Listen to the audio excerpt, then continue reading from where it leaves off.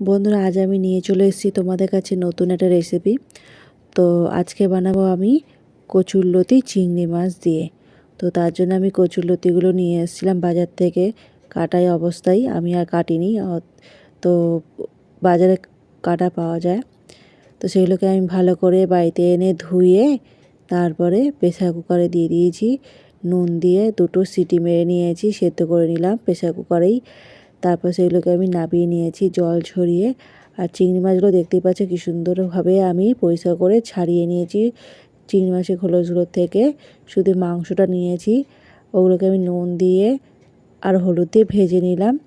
তারপরে যেই তেলে ভেজেছি সেই তেলের মধ্যে আমি একটা শুকনো লঙ্কা দিয়ে দিয়েছি। শুকনো লঙ্কাটা যখন ভাজা হয়ে গেছে একটুখানি আমি কালো জিরে দিলাম। তার মধ্যে আমি দিয়েছি পেঁয়াজ কুচি, একদম ঝিঝিরি করে কাটা পেঁয়াজ কুচি দিয়েছি। আর দিয়েছি একটুখানি আমি রসুন দিয়ে পেঁয়াজ দিয়ে আমি ভালো করে ভাজবো। আর তার মধ্যে আমি দেব 2টো লাল লাল কাঁচা লঙ্কা।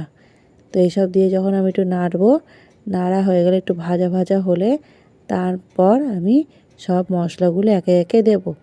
প্রথমে দেব নুন, তারপর হলুদ, জিরের গুঁড়ো, লঙ্কার গুঁড়ো।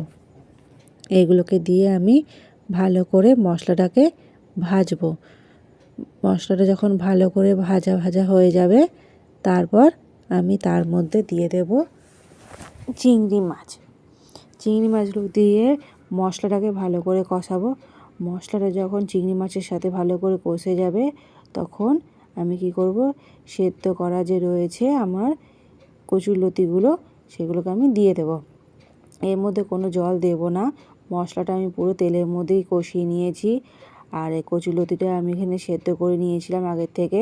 তো সেটা দিয়ে আমি ভালো করে নেড়ে চেড়ে নেবো। যখন ভালোভাবে নাড়াচাড়া হয়ে গেছে, একটুখানি চিনি দিয়ে মিষ্টি দিয়ে আমি সেটাকে ভালো করে নেড়ে চেড়ে নামিয়ে নেব। দেখো তো কী সুন্দর হয়েছে চিংড়ি মাছ দিয়ে কচুরলতি।